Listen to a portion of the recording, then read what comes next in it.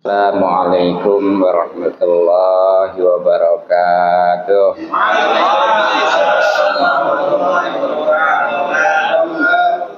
Bismillahirrahmanirrahim.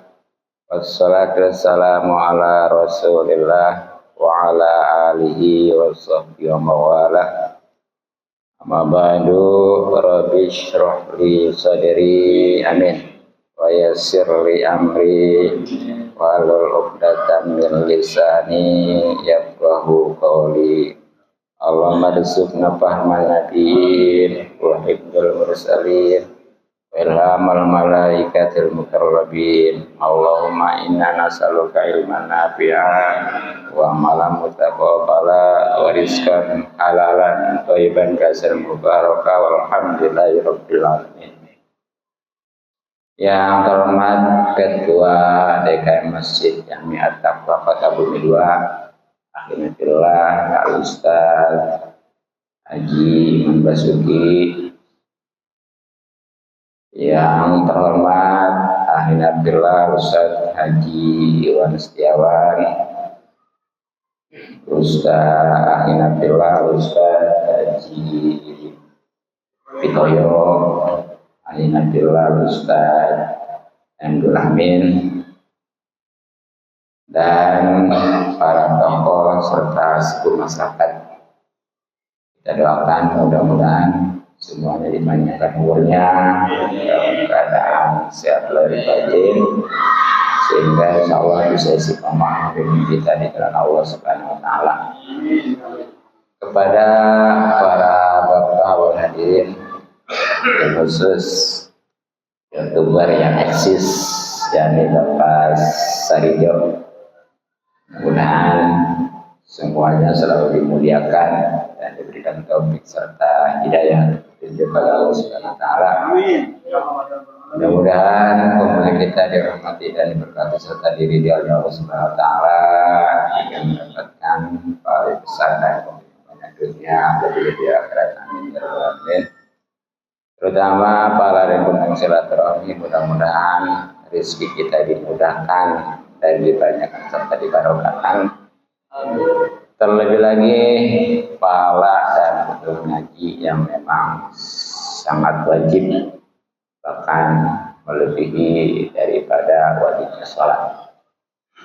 Maka dari itu, mari kita kembali kaji yang pertama sebagaimana biasanya.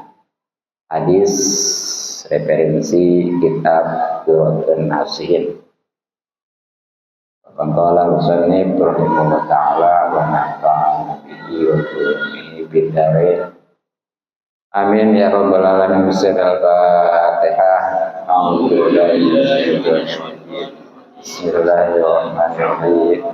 Alhamdulillahi rabbil alamin. Ar-Rahmanir Rahim. Maliki yaumiddin. Iyyaka na'budu wa iyyaka nasta'in. Ihdinas siratal mustaqim. Siratal ladzina an'amta 'alaihim ghairil maghdubi 'alaihim waladdallin. Bismillahirrahmanirrahim. Wa Ibnu Abbasin, dan dari sahabat Ibnu Abbas radhiyallahu anhuma, anahu sesungguhnya beliau itu telah berkata, khuira disuruh milih Sulaimanu Nabi Sulaiman alaihissalam bainal mulki antara kerajaan wal ilmi dan ilmu. Fakhtaro, kemudian Nabi Sulaiman alaihissalam memilih al-ilma, ilmu. Fa'utiya, maka diberikan Nabi Sulaiman alaihissalam al-ilma, ilmu, wal mulka, dan kerajaan. Jadi ada keterangan dari sahabat Ibnu Abbas radhiyallahu anhu, Umar ya, ahli tafsir nih, paman baginda Rasulullah yang langsung Ibnu Abbas ini masih sepupu Rasulullah ya? Gimana nih? Sepupu apa paman? Sepupu ya? Abbas, dia benar sepupunya ya. Ini beliau langsung mendapatkan doa dari Rasulullah SAW, makanya beliau menjadi ahli tafsir yang luar biasa. Kata beliau, Nabi Allah Sulaiman alaihissalam disuruh milih antara kerajaan dan ilmu. Ya pastinya oleh Allah ya. Mungkin tahu ya Nabi Sulaiman ya. Ya kalau kenal enggak kali. Iya, tapi tahu ya. Iya. Wajib itu harus tahu. Ya kalau kenal makan aksi Yaman ya. Nabi Sulaiman itu luar biasa kan ya. Kerajaannya, bahkan di dalam Islam itu ada 2 raja yang mendunia. Satu Nabi Sulaiman alaihissalam, kedua Zulkarnain yang ada di surat Al-Kahfi itu ya terakhir. Nah ternyata kafir juga sama lagi. Yang mendunia 2, satu Fir'aun, kedua Namrus. Ya, ini masing-masing pasangan. Nah ini Nabi Sulaiman alaihissalam ketika disuruh memilih antara kerajaan awalnya nih dengan ilmu, itu Nabi Allah Sulaiman bukan milik kerajaan bukan, tapi memilih ilmu. Nah ternyata karena Nabi Allah Sulaiman alaihissalam memilih ilmu, akhirnya kerajaan juga dikasih. Itu ya. Jadi intinya mah kan kalau ilmu mah urusan dunia, urusan agama ya, urusan akhirat. Ya dunia juga termasuk lah. Sedangkan kalau dunia mah tok urusan dunia. Nah, kata Imam Ghazali itu ada ibarat gini. Kalau orang menanam rumput, kalau orang menanam padi, rumput pasti tumbuh, betul. Tapi sebaliknya, kalau orang menanam rumput, nggak akan padi itu tumbuh, betul? Apa artinya nih? Jadi kalau orang itu tujuannya, orientasinya agama, akhirat, insya Allah dunia ngikut. Ya. Tapi kalau tujuan dan orientasinya hanya dunia, akhirat nggak dapat. Dan insya Allah sebenarnya mah urusan dunia juga kalau dengan ilmu bisa dikemas jadi urusan agama dan urusan akhirat.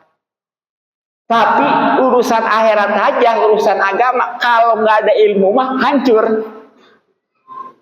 Ya orang sholat ibadah jelas belum tentu itu sah, apalagi diterima. Yang sudah sah diterima juga kalau dia hablum minanasnya kurang bagus bisa jadi hancur. Itu semua bisa disikapi dengan ilmu. Ya pokoknya yang namanya ilmu mah baik dunia maupun akhirat ya insya Allah. Makanya kalau mau kita renungkan ya, orang kalau urusan dunia mah jangankan disuruh milih, belum disuruh milih juga udah ngambil kesimpulan aja ya. Pokoknya mah dunia, yang akhirnya akhirat terbengkalai. Padahal yang namanya dunia ini walaupun nampak jelas nggak pasti. Sebaliknya akhirat walaupun nggak nampak pasti. Bagaimana maksudnya? Nih, sekarang kan kita berada di dunia ya, makanya wajar kalau dunia itu jelas karena lagi kita jalanin. Tapi ternyata nggak pasti. Nggak pastinya gimana? Ya terbukti orang rajinnya miskin mah tetap aja, betul? Itu. Tapi akhirat karena kita belum ngalamin, tapi wajib kita untuk mengimani ya, dan harus konsekuen, artinya benar-benar mempersiapkan. Itu walaupun nggak pasti, sekali lagi karena kita belum ngalamin, ya nggak nampak, nggak jelas, tapi pasti kan? Karena ada ya, bagaimana di surat itu ya, yang apa tuh? Ya rohnya mayamal miskola jarotin kairo yaro ya, wa mayamil miskola jarotin sarai yaro tuh. Jadi sekecil sebanyak apapun nampak bakalan di sana, bakal dibalas. Nah itu sebagai tanamannya nih di dunia. Makanya ada keterangan adunya mazroatul akhirah ya. Dunia ini adalah tanaman untuk akhirat. Jadi yang namanya panen nggak mungkin kalau nggak nanam dulu, betul. Jadi di akhirat nanti tempat untuk menikmati amal, di dunia ini untuk ibadahnya. Tapi alangkah alhamdulillah bersyukur kalau memang dia di dunianya rajin, karena berbekal di akhirat tinggal panen. Tapi sangat disayangkan, menyesal yang tiada arti ketika di dunianya dia bermalas-malasan sehingga di akhirat nggak ada bekal. Nauzubillah min dzalik. Itu ya yang harus kita camkan tuh. Memang hidup mah makin lama kita makin banyak orang di sekitar kita, makin banyak masalah. Kalau nggak disikapi dengan ilmu, yang ada stres. Ya baik ilmu dunia, lebih-lebih ilmu akhirat. Dan tadi ingat ya, kalau ilmu akhirat insya Allah mencakup dunia, gitu. Nah kemudian waqala dan telah berkata. Jadi kalau ulama mau berkata, kalau Nabi bersabda, kalau Allah berfirman ya, jangan sebagaimana kata Nabi, apalagi kata Allah, abu. Jadi harus pasangan masing-masing ya. Iya, ingat tuh kalau Allah berfirman, kalau Nabi bersabda, kalau selain dari keduanya berkata itu. Sama-sama juga padahal mah bahasa Arabnya kola semua. Atau Allah kola ya, Nabi kola, atau selain itu juga kola. Tapi kola ini sama kalau bahasa Jawa yang bis ngandika ya. Ya kalau bis ngucap gitu ya. Kalau bahasa Sundanya mah tos ngadauh gitu ya. Gitu ya. Kalau bahasa kitanya berkata, tapi itu tadi kalau Allah berfirman, kalau Nabi bersabda, kalau selainnya baru berkata. Itu artinya bukan kola ngarokohola, bukan ya. Kadang-kadang kalau di pesantren mah kola non kola ngarokohola sedap. Iya. Iya, nggak boleh. Yang pas mah ngerokok kok kan gitu ya. Lah, ngarokohola itu. Iya, kalau orang Betawi mungkin arti kelihatan ngerokok ya. Ya. Waqala dan telah berkata ba'dul hukama'i, sebagian ahli hikmah. Al ilmu lapat ilmu ya. Salah satu ahrufin itu ada 3 huruf. Ainun yang pertama ain, walamun yang kedua lam, wa mimun dan yang ketiga mim. Wastiqaqu aini dan mustaq atau pengambilannya ain, huruf ain min ilin itu dari ilin, yakni sorga, nama sorga. Wastiqaqul lami dan pengambilan huruf lam minal lutfi itu dari lutfi atau kasih sayang ya. Jadi lutfi itu kasih sayang. Makanya insya Allah tuh Habib Lutfi itu lembut ya. Latif itu nama, kalau nama bagus Latif itu. Kalau laki-laki Latif, kalau perempuan Latifah gitu. Jangan dibalik. Laki Latifah, perempuan Latif. Bagus nama Latif ya, lembut. Wastiqaqul mimi, dan pengambilan huruf mim minal mulki, daripada mulki atau kerajaan. Nah makanya pal ainu, huruf ain jawizu itu diharapkan bisa menghantarkan sahibahu pada yang memilikinya ilal ilin, pada sorga ilin. Walamu, dan huruf lam yaj'aluhu itu diharapkan bisa menjadikan orang yang memiliki ilmu latifan, sifat kasih sayang. Sedangkan wal mimu dan huruf mim yaj'aluhu itu diharapkan bisa menjadikan yang memilikinya malikan, yang menguasai, yang merajai alal kholqi, atas makhluk. Jadi sebagian ahli hikmah ya, ahli hikmah itu orang yang benar-benar hati udah bersih. Makanya kalau sama ahli hikmah mah jangankan kita dinasihatin, baru ngeliat aja itu udah benar-benar ya jadi hidayah syariatnya gitu ya. Bahkan di kitab Nasol Ibad ya, itu ada seorang ulama, dia itu begitu ada di Masjid Kheb itu yang ada di Mina kalau nggak salah ya, itu sengaja setiap orang dilihatin mukanya. Iya pokoknya mah satu-satu sama dia. Nah karena dia tahu kalau memang orang itu benar-benar ahli ma'rifat ya, ahli hikmah. Jadi ahli hikmah itu sama dengan ahli ma'rifat lah. Ngelihat wajahnya aja sudah benar-benar termotivasi akan perubahan yang lebih baik gitu ya. Itu kalau benar-benar ahli hikmah.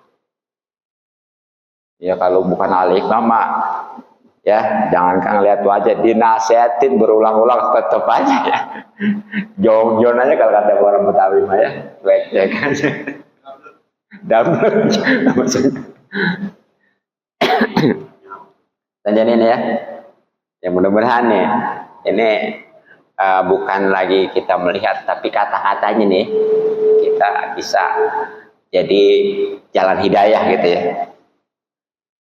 Nah, lapat ilmu asal bahasa Arab dan Melayu ya. Kalau Indonesia mah 4 I L M U kan. Ini bahasa Arab ya. Itu 3 huruf, betul. 1 ain, 2 lam, 3 mim ya. Alamat salam. Sat nanang jadal abidin. Nah, masing-masing hurufnya ini itu ada pengambilannya dan hikmahnya pastinya ya. Nah, untuk ain itu dimusab atau diambil ya dari, jadi ain yang ada di lapat ilmu itu dari sorga ilin. Ilin ya. Jadi kalau kata bahasa singkatan singkatan gitu. Jadi ain ilin gitu ya. Ilin itu surga. Itu aja. Kemudian lamnya itu diambil dari lutfi, lut gitu ya. Lutfi maksudnya. Itu kasih sayang. Sedangkan mimnya ya banyak sebenarnya, tapi di sini oleh al-hikmah adalah minal mulki ya, dari kerajaan artinya gitu. Jadi intinya mah ainnya sorga ilin, lamnya kasih sayang, dan mimnya kerajaan ya. Nah makanya orang yang punya ilmu ini sangat diharapkan ya dengan huruf ain yang ada di lapat ilmu itu diharapkan bisa menghantarkan masuk ke surga ilin. Amin. Ya, emang wajar sih orang kalau berilmu mah ya. Jadi dia menghindari daripada yang dilarang oleh Allah, menjalankan perintahnya, juga takwa lah intinya mah, benar karena berdasarkan ilmu. Wajar kalau masuk surga, betul? Gitu.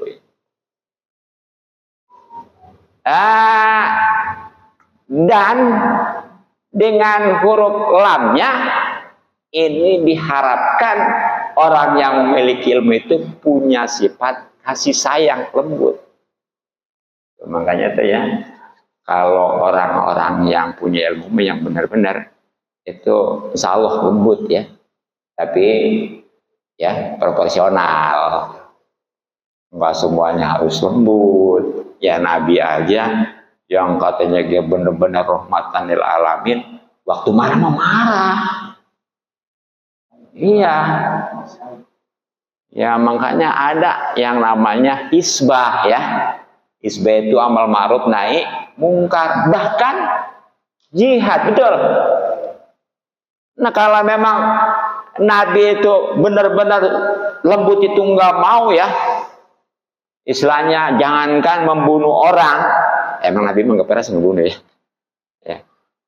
Ya istilahnya menyakitin nggak mau, atau nggak ada yang namanya isbah, apalagi perang ya. Tapi ternyata kan ada. Jadi di sini harus proporsional. Jadi lembut harus pada tempatnya, bukan keras ya. Tegas juga harus pada tempatnya.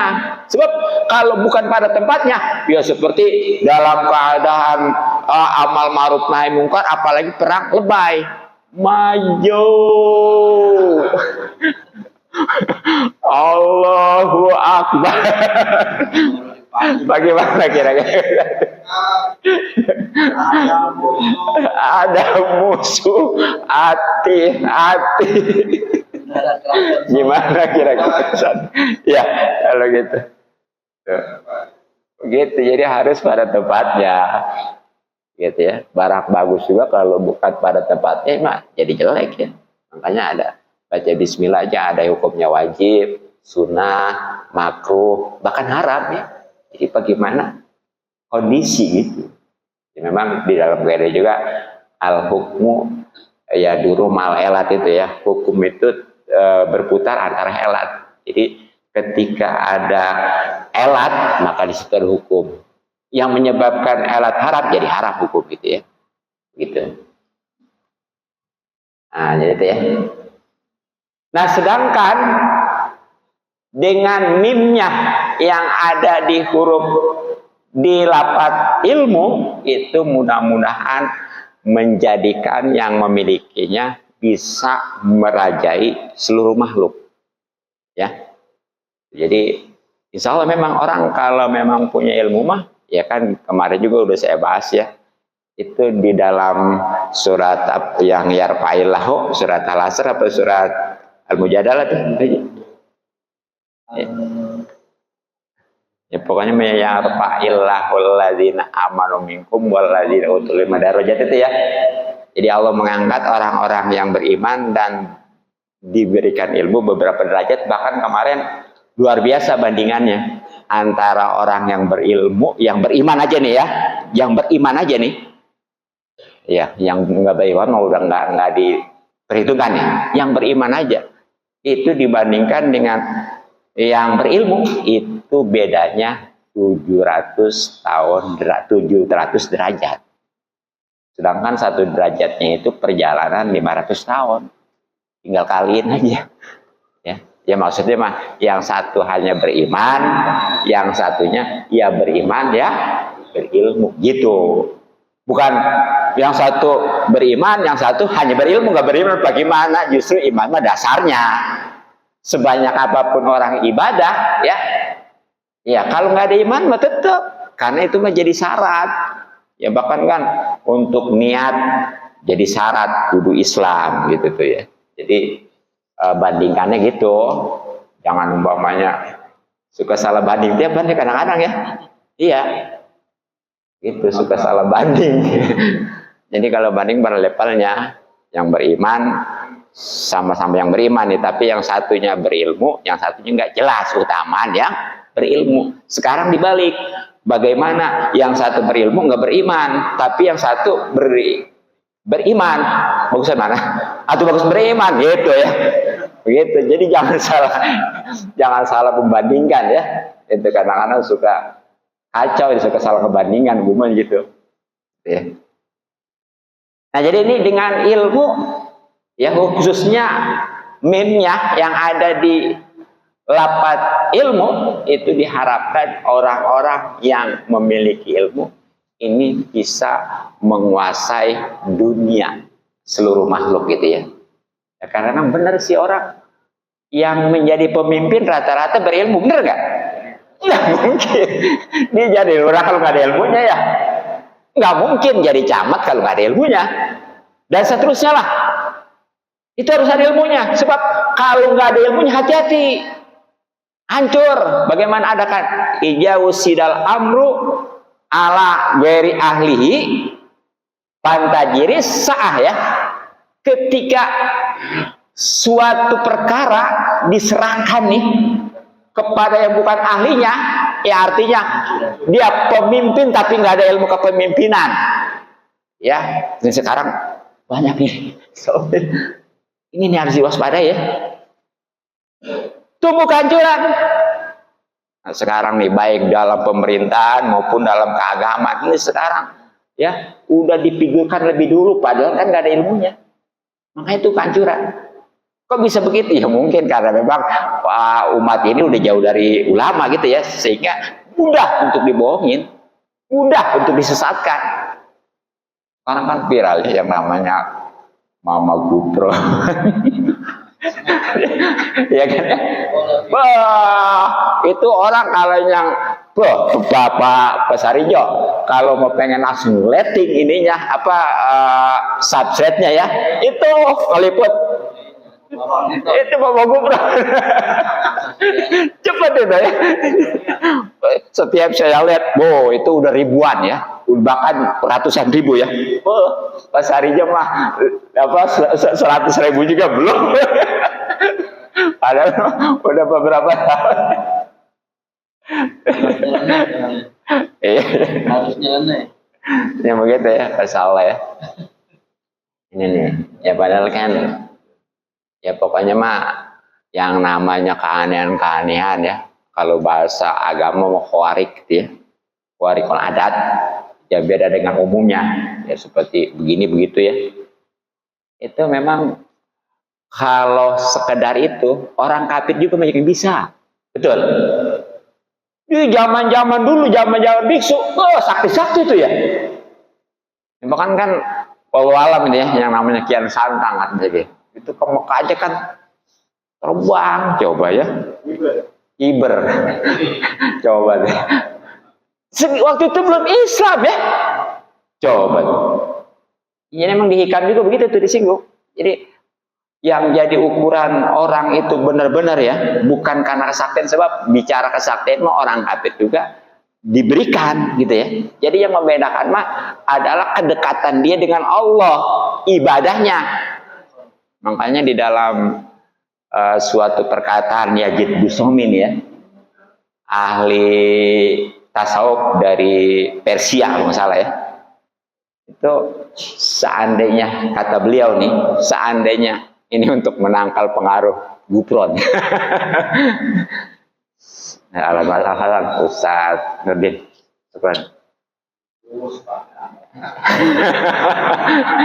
Jadi kata Syekh Yazid Bustami ya, ini ulama tasawuf dan Persia. Seandainya kalian melihat orang itu ya terbang di atas awan, di atas udara, jalan di atas air ya, kalau mau ditambahin pokoknya mesin kebal senjata apapun lah, itu jangan takjub, jangan aneh, jangan heran. Kenapa? Setan bergerak dari ujung barat sampai ke ujung timur. Timur dulu ya. Iya, biasanya masyrik maghrib gitu ya.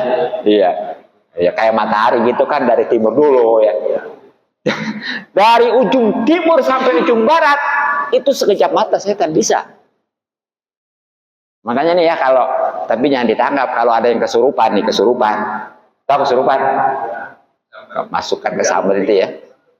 Pokoknya kita tanyain saudara kita yang ada di Papua, tahu itu ya. Benar ya, saya pernah nyoba gitu. Ya. Ini di mana gitu, tahu dia. Sebab kalau dunia mah kemanapun setan itu sekejap mata. Bahkan zaman dulu mah langsung bisa tembus ke langit. Ketujuh ke sana, bisa mencuri kabar. Makanya dukun-dukun dulu mah yang bekerja sama, pasti dukun mah ya, dengan setan, itu tahu orang kapan matinya. Sebab udah tahu infonya gitu ya, udah tahu bocoran kalau bahasanya ya. Udah ada bocoran. Gitu ya. Udah gitu. Nah, alhamdulillah itu semenjak Nabi lahir itu kan langsung tuh ya, ada perbodan lah bahasanya ya. Kalau maksa, dibom berarti. Malaikat. Tapi ini di dunia mah setan itu tahu sekejap mata. Ternyata terkutuk setan, walaupun segitu hebatnya. Kenapa? Karena nggak taat kepada Allah. Jadi ukurannya bukan kehebatan ini dan itu, tapi ketaatannya. Maksudnya gimana? Lihat dulu perkataannya sesuai nggak dengan agama, perbuatannya sesuai nggak dengan syariat, itu aja. Jadi nggak usah yang aneh-aneh ya. Nabi juga kayaknya nggak pernah nyontoin ya yang aneh-aneh gitu.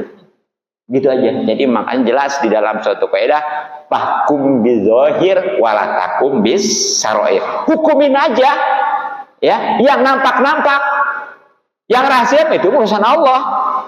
Makanya dia mah johiri mah begitu, tapi batinnya mah enggak. Udah, gak usah puyang-puyang ya. Gitu kan. Di dalam kitab Arbenawi penjelasannya begitu, yang namanya wali Allah itu, jadi syariat dijalani sepenuhnya, konsekuen gitu ya, konsisten. Tapi ini hatinya kontaknya sama Allah, gitu. Makanya beliau enggak yang namanya, ya bukan berarti nggak boleh kaya, bukan nggak boleh kerja ya, tapi nggak mencintai gitu, gitu aja. Nah itulah mungkin untuk kajian hadis ya, mudah-mudahan manfaat untuk selanjutnya kajian fikih, referensi kitab Fathul Qorib, khususnya tentang kita lanjutkan masalah pengurusan mayit ya. Ya. 35 menit. Jadi ada 25 menit lagi. Bismillahirrahmanirrahim. Iya, tepatnya tentang menguburkan mayit ya. Wa yudfanu, dan dipendam dari kubur lah. Kubur ya. Al maitu mayit filahdin, pada liang lahat mustaqbilal kiblati, dalam keadaan menghadap kiblat. Jadi ini mungkin kewajiban yang terakhir ya untuk mayit, setelah awalnya memandikan, kemudian mengkafani, menyolatkan, terus ngubur, bawa dulu kali ya. Ya makanya ada sebagian ulama yang mengatakan 5 itu dengan ngebawanya. Ya, sebab nggak mungkin disolatin di situ di Indonesia kecuali Nabi ya. Kalau Nabi biasanya tinggal di situ, dikubur di situ. Kalau Nabi. Kalau selain matu, kalau mupanya mesti dikubur di rumah, waduh ya. Bagaimana? Bukannya yang itunya kabur, yang tuan rumahnya pada kabur, yang hidupnya ya. Serem. Nggak mau. Gitu. Ya, jadi ya.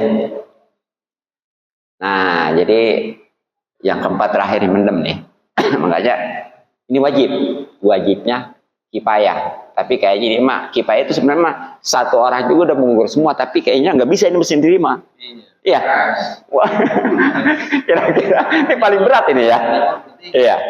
Mandiin seorang masih bisa, walaupun rada repot lah. Bener. Nyolatin mah apalagi sendiri, enak udah ya. Ngapain juga sendiri masih bisa, tapi masih repot lah. Ini sendiri, ya bagaimana, bertiga aja repot ya, benar nggak? Oh, iya padahal kerek. Nah, iya. Katrol.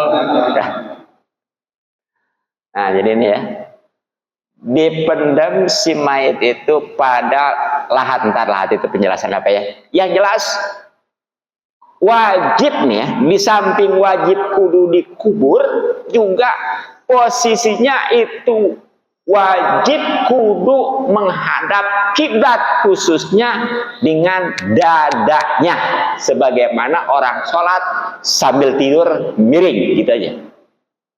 Nah makanya nih, kalau ngubur jangan yang diributin nyium tanahnya, suka gitu kan ya? Ciumin ke tanah, ciumin tuh, suka gitu kan?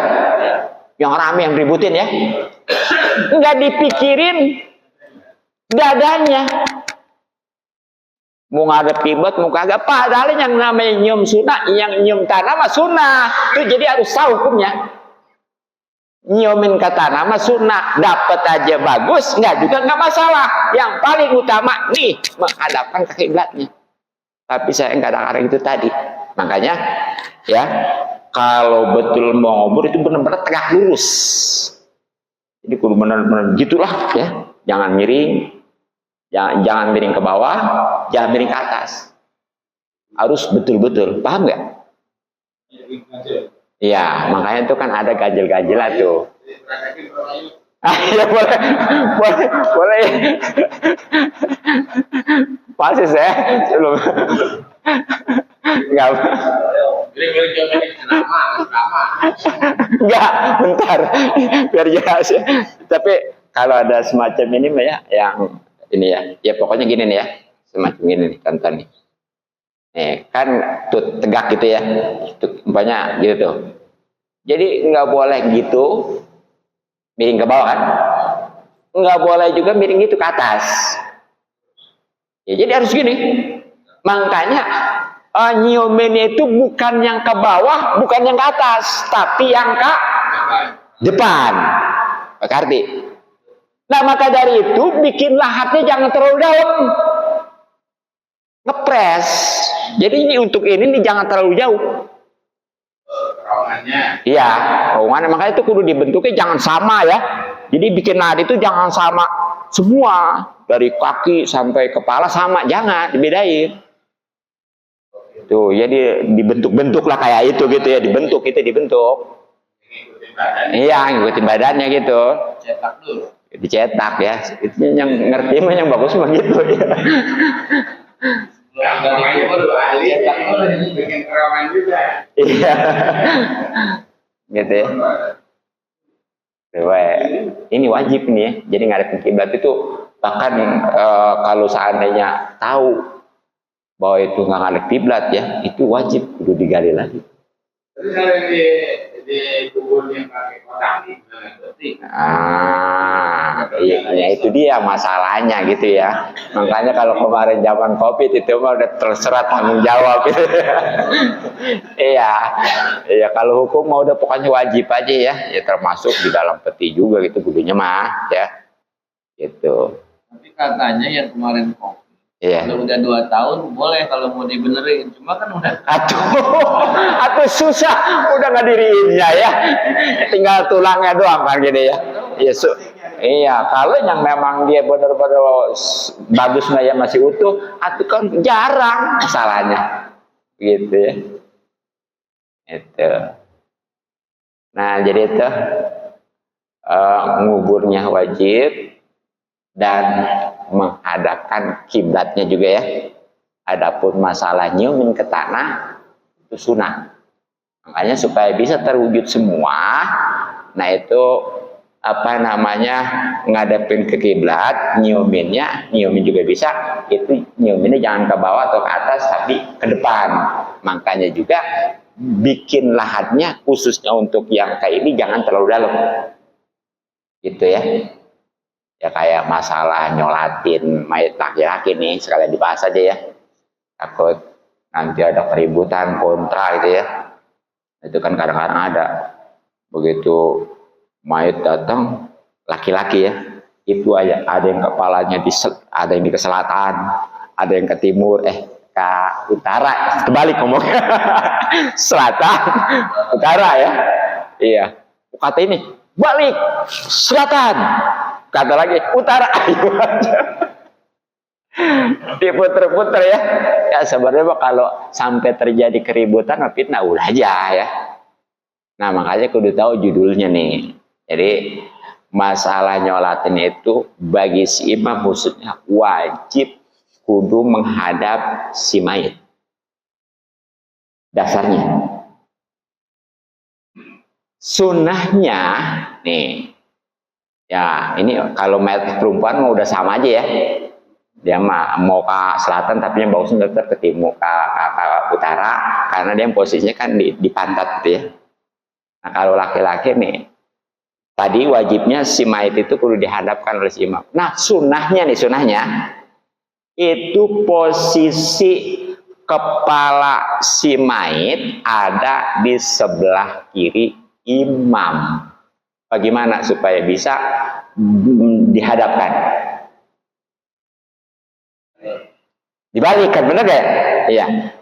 Kalau di sebelah utara, nih kepala si mayit atau disolatkan ya, memang bisa ngadepin kiblat, ya kan? Ngadepin kiblat, ngadepin si mayit. Tapi posisi kepala si mayit ini ada di sebelah mana imam? Sebelah kanan ya. Nah sunahnya tadi ada di sebelah kiri, berarti dibalik tuh ke selatan. Sekali lagi nih sunnah ya. Jadi seandainya gara-gara ini sampai ribut, udah hindarin gitu ya. Kalau memang udah ngerti semua, insya Allah paham. Ini insya Allah buat kebaikan, baik yang nyolatin maupun untuk si mayitnya gitu. Makin bagus, ya nantinya makin tambah pahala gitu aja. Iya. Iya, jangan. Iya dia. Iya. Jadi kondisional aja gitu ya. Kalau yang udah pada paham, udah pasti dari awal juga udah kalau mayat laki-laki itu diletakkan kepalanya di selatan gitu aja udah ya, gitu. Itu nggak usah diperdebatkan gitu. Nah, jadi itu tadi berbicara tentang lahat ya. Lahat itu apa sih? Di sini dijelaskan. Walahdu lahat bipatil lam dengan dibaca patah lamnya la. Wadomiha boleh juga didomakan luh di ya. Bolehlah di, boleh luh di. Nah ya. Tapi wasukunil ha tetap aja hanya disukunin. Makanya kudu lah dia aja, janganlah hada lah hida ya, kecuali fil madinya nanti lain lagi. Nah itu mayuh paru sesuatu yang digali. Mayuh paru ya. Fi asfali janibil qabri, pada bagian bawah sisi kubur, minal kiblati, di arah kiblat, kodro mayasiu, seukuran yang bisa memuat mayit. Mana ya? Mayit yasturuhu, yang bisa menutupi mayit. Jadi lahat itu ya, masalah lamnya boleh dibaca la patah, boleh dibaca lu domah ya. Yang jelas hanya tetap sukun. Nah itu suatu yang digali nih di bagian bawah tentunya, tapi di sisi bagian arah kubur, arah kiblat kubur. Ya, tahu mungkin ya, lebih kebayang ya, sebelah barat lah gitu ya. Tuh, itu namanya lahat tuh. Nah, ya khususnya yang kasihnya digalinya nih ya, itu nggak usah gede-gede, nggak usah luas-luas. Ya loh, kirain mah diluasin biar enak luas, tergantung. Mayit mah Masalah luas sempitnya tergantung amalnya. Ya. Iya. Walaupun sempit segitu, kalau amalnya bagus, luas, ya, terang, bahkan nikmat surga udah dirasakan. Tapi walaupun diluasin, bahkan ada kan segala kendaraan di bawahnya, tetap aja, ya, nggak ngaruh gitu. Bahkan nauzubillah, kuburan yang segitu begitu gelap ya, lebih gelap lagi. Kemudian apa? Segitu sempit, lebih sempit lagi. Dan yang sangat-sangat ditakutkan itu ternyata amal yang diwujudkan rupa yang menyeramkan. Coba dah, mana dikubur sendiri, minta tolong ke siapa, yang namanya galak lagi. Jangankan kalau menakutkan mak, nggak galak juga, menakutkan maka nggak betah ya. Nah itu, nauzubillah, sedangkan dikubur mak menunggu hari kiamat. Tapi tadi kembali, kalau memang amalnya bagus, yang menemani itu menyenangkan, itu betah, nggak kerasa lama juga. Makanya ada ibarat tidurlah dikubur seperti pengantin baru. Amalnya bagus, nggak kerasa. Pengantin baru mak tahu-tahu, sudah siang lagi, udah siang.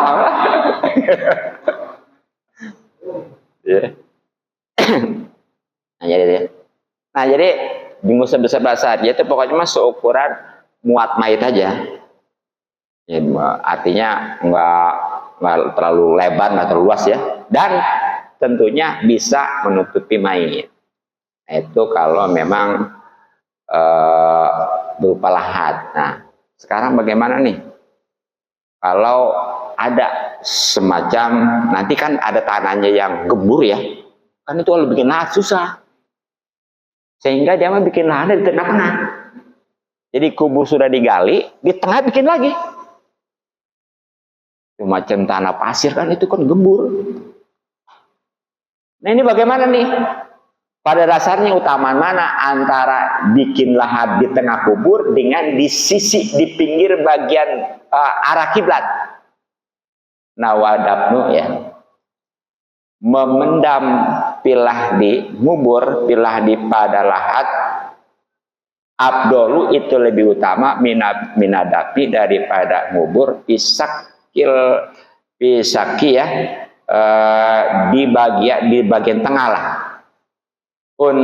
Insulibat kalau memang itu keras al-ardu tanahnya. Nah jadi nih kalau ngubur ya sebenarnya boleh-boleh aja bikin lahannya di tengah-tengah. Jadi di bawah kubur dalam kali ini ya, di tengah-tengah dibikinin lagi itu lahat. Di atas. Ya. Papannya di atas sebenarnya, tatapannya di atas ya, karena di tengah kan, itu boleh. Tapi ya tetap utamaan yang berupa lahat tadi, yang di tepi arah kiblat gitu ya, itu lebih utama. Nah ini kalau memang tanahnya keras, bisa gitu untuk bikin lahat di arah kiblat itu, gitu ya. Nah bagaimana kalau memang nggak bisa? Nah itu baru tadi bikin di tengah-tengah. Nah memang yang pengertian sak itu apa sih? Nah di sini dijelasin lagi. Wasaku yang namanya belahan ya, ayuh paro yaitu di keduk pewastil kobri di tengah-tengah kubur kanari seperti apa namanya, bengawan sungai ya, sungai. Wayubna dan dibangun janibahu tuh sisi kiri dua sisinya, wayudau baru diletakkan almaitu mayit bainahuma antara keduanya. Jadi pengertian yang namanya sak itu dibelah itu ya, maksudnya itu di keduknya bagian tengah kubur. Jadi kan kalau tadi mah di pinggir ya, di bagian barat khususnya, ini tengah-tengah. Ini tentunya kalau tanahnya tadi empuk ya, artinya kalau dia bikin lahat di ini nggak bisa rukuk gitu ya, gembur gitu ya, itu. Nah, jadi itu di tengah-tengah ya, pokoknya mah kayak orang bikin sungai kayak gitu. Nah makanya nanti dia mah yang dibangunnya itu ya kiri dua sisi itu, yang untuk ngituinnya tetap dihadapin ke kiblat, si mayat tadi tetap dihadapin ke kiblat. Nah tapi paling nanti tatapan itu dia mah di atas gitu, di atas. Nah baru itu diletakkan tuh mayat ya, ditutup tuh pakai tatapannya di atas gitu. Nah itu boleh-boleh aja. Jadi sekali lagi, kalau memang tanahnya itu keras ya, bisa untuk bikin lahat di pinggir arah kiblat kubur, itu yang lebih baik. Tapi kalau enggak masalah. Bikin lahat, bikin itunya di tengah-tengah kubur dengan cara tadi ngeduk lagi di tengah-tengah kubur seperti sungai. Nah nanti tetap mayat dihadapin ke kiblat. Nah ditutupnya tatapan nanti di atas gitu aja gitu ya. Ya. Iya begitu ya, semua. Emang tanahnya kali bagaimana tanahnya? Oh iya gitu ya, iya itu maksudnya gitu ya, kalau tanahnya gembur gitu ya. Iya.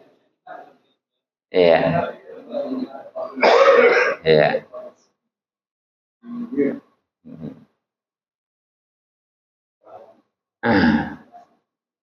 Terus itu tadi baru wayeskopa ini filmadi ya, karena diatapkan kepada ayuparo ya, jadi nasab kalau menurut Ibnu Nawawi gitu. Makanya hukumnya juga berlaku terkait masih gitu.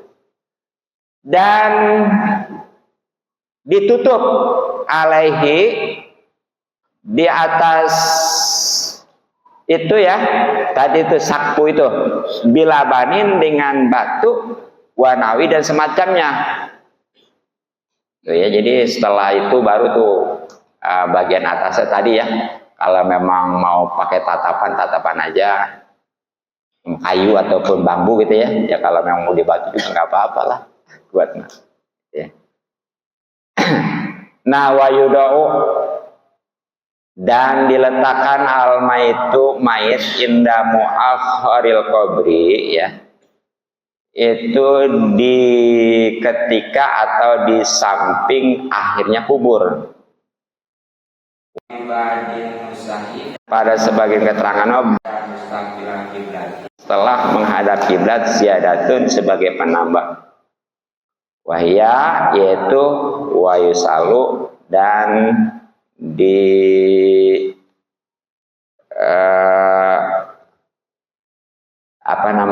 dimasukkanlah mingki bali rosihi, dari arah kepalanya aisalan, yakni dimasukkan dibikin dengan lembut, walabi anfin, dan tidak dengan keras tentunya. Jadi nah ini cara masukin mayit ya. Ya kita umumnya dari arah kiblat ya. Iya. Iya. Nah sebenarnya mah yang bagus di sini ya, letakkan mayit itu dari akhir kubur itu bagian kaki itu. Ya makanya jadi mayit itu tetap dalam keadaan ngadep kiblat, yaitu dimasukinnya dari arah kepala. Jadi maksud kepala dulu. Berarti dari selatan ya, dari sampingnya ya. Iya.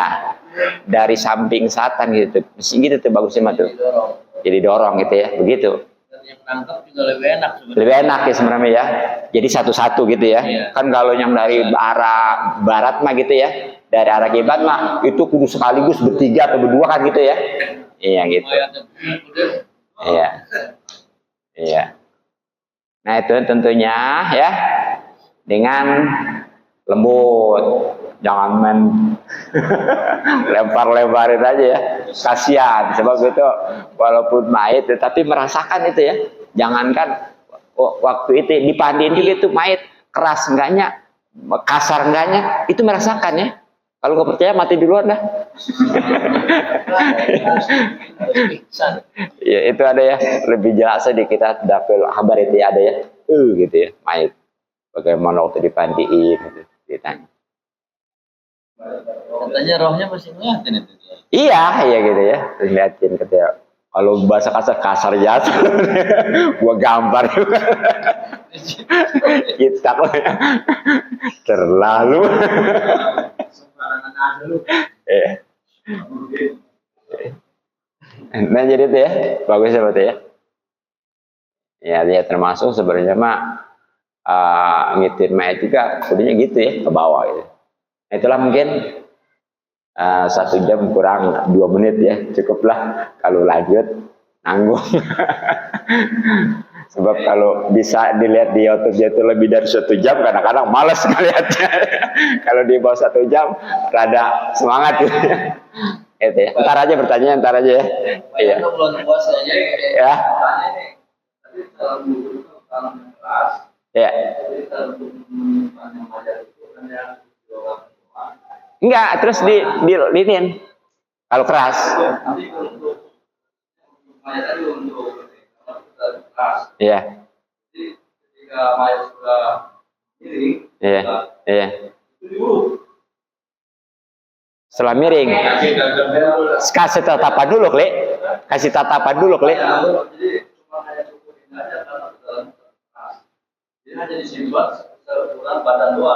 Iya, iya. Iya. Iya. Di atasnya lagi. Oh, ntar ada nanti ya. Jadi syukuran nanti. Posisinya kan belum nih ya.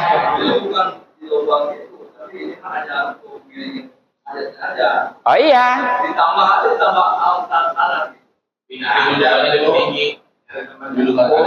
Oh, gundukan tanahnya. Iya boleh begitu juga boleh. Iya boleh. Iya begitu juga boleh ya. Artinya jadi nih nggak ngagali lagi kubur ya. Cuma ngagali buat mayit. Iya. Terus dibangun lagi gitu atasnya. Boleh. Iya. Iya nggak apa-apa begitu boleh. Iya boleh begitu. Iya kayak orang Cina gitu ya. Makanya Cina kan ke atas ya. Nah tapi nih kalau kita mah tetap itu ya bagusnya mah tetap digali ntar di tengah kubur nih ya. Udah jadi kuburan nih, digali lagi tengahnya. Sebab nanti bakalannya ada aturannya tinggi kubur itu seukuran sejengkal. Tuh, kalau umpamanya begitu kan atuh mesti berapa meter ya? Iya, ya walaupun iya. Itu mah bisnisnya tukang makam. Udah, ntar aja. Cukup ya, biar komen 1 jam ya. Iya, ngap ya, kita tutup dulu ya. Jadi ini juga belum bagaimana nanti ketika memasukkan mayit ya ke kubur ya. Terus nih sebelum itu ditutup dengan tatapan apa bacaannya ya. Masih ada nih ya. Iya, makanya kalau pekan depan gak ngaji dangtut ya. Ya, mudah-mudahan manfaat. Mohon maaf. Subhanallah bihamdika asyhadu an la ilaha illa anta astaghfiruka wa atubu ilaik. Assalamualaikum warahmatullahi wabarakatuh. Allahumma sholli ala sayyidina wa nuril akhirin wa barik wa sallim wa ala nabi rasulillah ajmain. Bismillahirrahmanirrahim. Alhamdulillahirabbil alamin. Allahumma inna nas'aluka ma lam tarqadu bi lainil hajat wa ilatan sanirabbil alamin. Allahumma inna nas'aluka ridhal jannah wa na'udzu min sawatikon nar wal masil maqasidil fidin dan akhir balik khair. Sallallahu alaihi wa sallam ala jami'il amin. Alhamdulillahirabbil alamin.